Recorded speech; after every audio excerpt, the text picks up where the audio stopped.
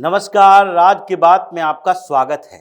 पंजाब में बाढ़ से आम आदमी पार्टी की परेशानी बढ़ी, भगवंत मान की टेंशन बढ़ गई है और इसका समाधान इन लोगों ने यही निकाला कि किसी भी तरीके से केंद्र सरकार पर सारा ठीकरा फोड़ो, फंड की गुहार लगाओ और स्पेशल सेशन बुलाकर केंद्र से डिमांड करो कि ये इतने पैसे में काम नहीं चलेगा। जब बार बार भगवंत मान के ऊपर आम आदमी पार्टी के विधायकों का दबाव आया, आम आदमी पार्टी में केजरीवाल के गुट का दबाव आ रहा है कि आगे पंजाब में आम आदमी पार्टी में विद्रोह होने वाला है, स्थितियां प्रतिकूल चल रही है और ऐसे में अगर बाढ़ के समय हम लोगों ने मैक्सिमम सपोर्ट नहीं किया, जो व्यवस्थाएं बिखरी है, तो उसके बाद हमारी सरकार तो बाद में जाएगी चुनाव के समय, लेकिन पहले आम आदमी पार्टी के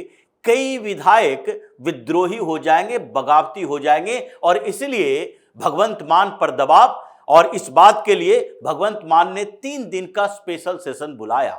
स्पेशल सेशन में केंद्र सरकार पर ठीकरा फोड़ा, तख्तियां लहराते हुए इसके विधायक आए। कुछ विधायकों को कहा गया था केंद्र सरकार के खिलाफ बात करो और ये तख्तियां लहराते हुए आए, 1600 करोड़ से काम नहीं चलेगा। लेकिन इस स्पेशल सेशन का एजेंडा भी जब फेल हो गया तो भगवंत मान बार बार कह रहा था प्रधानमंत्री मोदी से मुलाकात करेंगे, प्रधानमंत्री मोदी से बातचीत करेंगे, फंड की मांग करेंगे। कहा गया सीधे अमित शाह से बात करो, ये अमित शाह से बात करने के बाद हम तय करेंगे कि पंजाब में क्या व्यवस्थाओं को बदलने के लिए, सुधार करने के लिए, बाढ़ से हुए नुकसान की भरपाई के लिए केंद्र को और मदद करनी चाहिए या राज्य सरकार के पास सफिशिएंट फंड है जिसका उपयोग नहीं हो रहा। इसलिए डर से भगवंत मान दिल्ली आ नहीं रहा था, लेकिन मजबूरी में उसे आना पड़ा। 25 मिनट की मीटिंग हुई अमित शाह के साथ और इस मीटिंग में भगवंत मान बेइज्जत हुआ। इसे दिल्ली के ऑफिस से खदेड़ कर बाहर भगाया गया क्योंकि वही कॉन्स्पिरेटर, वही साजिश, वही प्रधानमंत्री मोदी के खिलाफ जहर उगलना, मीटिंग में बात करना, उनके खिलाफ बात करना और इसी बात को लेकर अमित शाह भड़के और एक एक मुद्दे पर भगवंत मान को डांट लगाई। उसके बाद बेइज्जत होकर ऑफिस से वो बाहर निकला। सबसे पहली बात 1600 करोड़ की चली। भगवंत मान ने कहा ये ऊंट के मुंह में जीरा के जैसा है। 1600 करोड़ ये फंड ज्यादा नहीं, बहुत ही कम है पंजाब में जिस तरीके से बाढ़ की समस्याएं बढ़ी है। हिमाचल प्रदेश में भी बाढ़ आई और वहां 1500 करोड़ और पंजाब के लिए 1600 करोड़। तो 1600 करोड़ से पंजाब की व्यवस्थाएं नहीं सुधरेगी, नुकसान बहुत बड़ा है। इसलिए इस नुकसान की भरपाई के लिए केंद्र सरकार को और पैसे देने चाहिए। ये प्रधानमंत्री मोदी ने दौरा किया, लेकिन दौरे के बावजूद इन्होंने केवल 1600 करोड़ रुपया रिलीज किया है और ये सफिशिएंट नहीं है। इसी बात को लेकर जब बार बार ये पीएम मोदी के बात कर रहे थे तो एक एक करके बखिया उधेड़ना गृह मंत्री अमित शाह ने शुरू किया और यही 1600 करोड़ से बात शुरू की। उन्होंने कहा ये 1600 करोड़ रुपया ये टोकन मनी के तौर पर है, जिसमें से 805 करोड़ रुपया पंजाब के लिए रिलीज किया जा चुका है। पहले उसका तो हिसाब दो कि कहां कहां खर्च कर रहे हो। ये पंजाब की सरकार ऐसे समय में फ्रीबीज की सुविधाएं देने के लिए आगे बढ़ रही है। महिलाओं को पेंशन दिया जाएगा, उनको पैसे दिए जाएंगे। ये सारी योजनाएं बाद में भी लागू हो सकती थी, लेकिन अभी जबकि आपके पास फंड ही नहीं है, पैसे नहीं है, जीडीपी का जो स्टेट का जीडीपी है और आपके कर्ज का रेशियो 40% से ज्यादा है, यानी कि 4 लाख करोड़ से ज्यादा आपके ऊपर कर्ज है पंजाब सरकार के ऊपर। लेकिन ऐसे में एक बड़ी समस्या आई और उस समस्या के लिए आपने अपने फंड के इस्तेमाल के बदले आप अपने फंड का इस्तेमाल पार्टी की गतिविधियों के लिए, पार्टी की जीत की योजनाओं के लिए चला रहे हो और वहां बाढ़ से परेशानियां बढ़ रही है।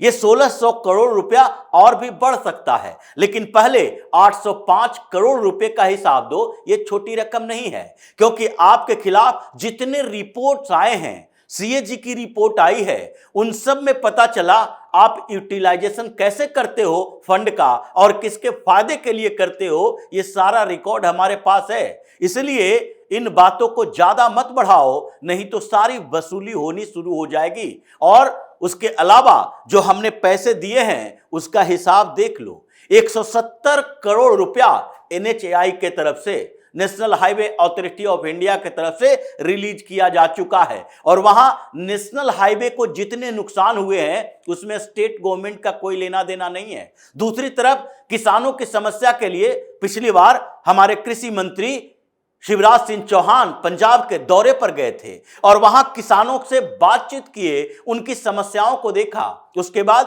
फर्टिलाइजर से लेकर दूसरी सुविधाओं की बात कही कि हम कहां कहां क्या क्या सहयोग कर सकते हैं और कृषि मंत्रालय अपने तरीके से सहयोग कर रही है। स्कूल जो सेंट्रल गवर्नमेंट के अंदर आता है उसके फिर से बनाए जाने, जिसका नुकसान हुआ है उसके लिए सेंट्रल गवर्नमेंट ही, केंद्र सरकार की तरफ से ही काम किया जा रहा है। और फिर उसके अलावा जो ऐसी स्थितियां पैदा हुई है जिसमें केंद्र सरकार की जहां जहां भूमिका हो सकती है सब हम अपनाने के लिए तैयार हैं, लेकिन आप बाहर में जाकर कुछ और बोलते हो, मीटिंग के अंदर कुछ और बोलते हो। बाहर में केवल केंद्र सरकार की जिम्मेदारी, केंद्र सरकार ही पूरे बाढ़ की समस्या के लिए जिम्मेदार है, ऐसी बातें आप लोग बाहर में बोलते हो और उसके बाद हिसाब की बात आती है तो परेशानियां बढ़ जाती है। पिछले दिनों हंगामा हुआ रंगला पंजाब, ये जो उसका फंड था पहले से, उसको फंड को कौन हैंडल कर रहा है इसके बारे में जानकारी नहीं थी। ये लोग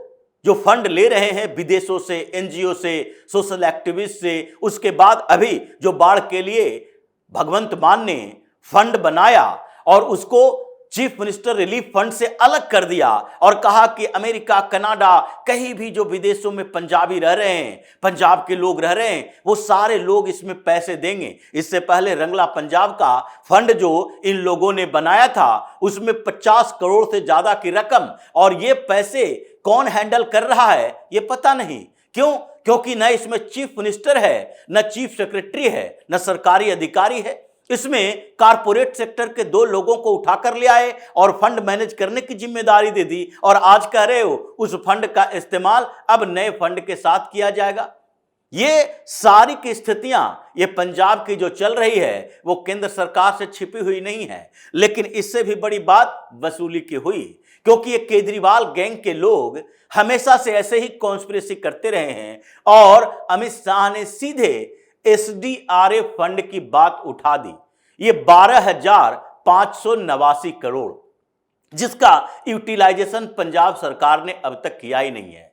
12,589 करोड़ का ये फंड, जिसके लिए सीएजी की रिपोर्ट अभी आई और जिसके डर से ये जा नहीं रहा था अमित शाह से मिलने के लिए, क्योंकि अमित शाह से बात चल रही थी। पिछले दिनों बिट्टू ने भी यही कहा था कि ये अमित शाह से मुलाकात करने इस डर से नहीं जा रहे क्योंकि वहां पर एसडीआरएफ फंड, ये जो स्टेट का डिजास्टर मैनेजमेंट फंड है, उस फंड का इस्तेमाल के लिए बोला जाएगा। और ये 12,589 करोड़ का जो फंड है ये पूरा का पूरा पैसा अभी यूटिलाइज नहीं किया गया, ये सीएजी की रिपोर्ट बताती है। तो क्या ऐसे डिजास्टर्स सिचुएशन में आपदा आई हुई है तो उस फंड का इस्तेमाल नहीं कर सकते? अमित शाह ने भी यही बात की कि देखिए ये 12,589 करोड़ का फंड, ये तो आप उपयोग कर सकते हो। अगर इतने फंड की जानकारी है, ये पैसे मिल चुके हैं और अगर 2 महीने के अंदर पंजाब की सरकार इस फंड का यूटिलाइजेशन कर पाती है, इस फंड का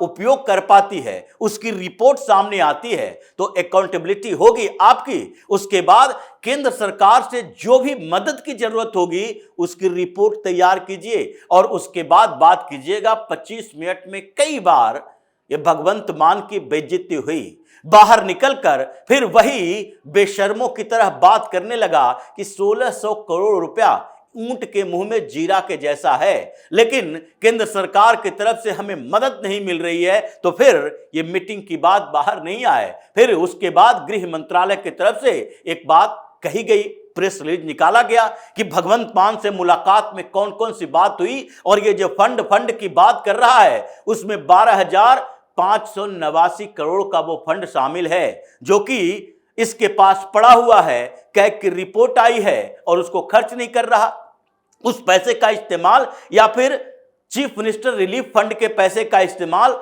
ये दूसरे कामों में करता है, ये फंड का डाइवर्जन करता है। उसी तरीके से जैसे ममता बनर्जी के खिलाफ आरोप लगे थे, केंद्र की योजनाओं का पैसा जाता और वो उसे मुख्यमंत्री रिलीफ फंड में डाल देती और वहां से दूसरे मंत्रालयों को एलोकेट कर देती, और जिसके बाद केंद्र सरकार और राज्य सरकार के पास जो दोनों का रेशियो रहता है 60-40 का रेशियो, 60% केंद्र सरकार का, 40% स्टेट गवर्नमेंट का, ये दोनों का रेशियो गड़बड़। 40% अपने पैसे नहीं देंगे क्योंकि वहां दूसरे नंबर पर है ममता बनर्जी की सरकार ये कर्ज के मामले में, क्योंकि वहां भी स्टेट जीडीपी और कर्ज का रेशियो 33% से ज्यादा है। ये जैसी स्थितियां पैदा हो गई है, उसी में पंजाब को लेकर अमित शाह ने भगवंत मान को बेइज्जत करके ऑफिस से बाहर किया कि अगर बार बार सिर्फ पीएम मोदी और पीएम मोदी के खिलाफ जहर उगलते हो और इधर आकर ये बात करते हो कि नहीं केंद्र सरकार पैसे नहीं दे रही, और जबकि पैसे जो मिलते हैं उसका हिसाब नहीं देते हो,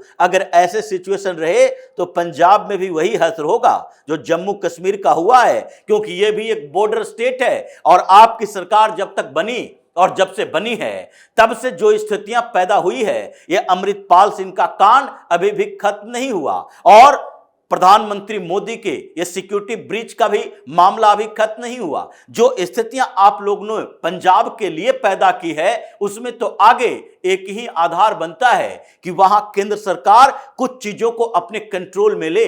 भगवंत मान तिलमिलाता हुआ बेशर्मों की तरह वहां से भागा और बाहर में अभी भी वो आरोप लगा रहा है क्योंकि उसकी मजबूरी है।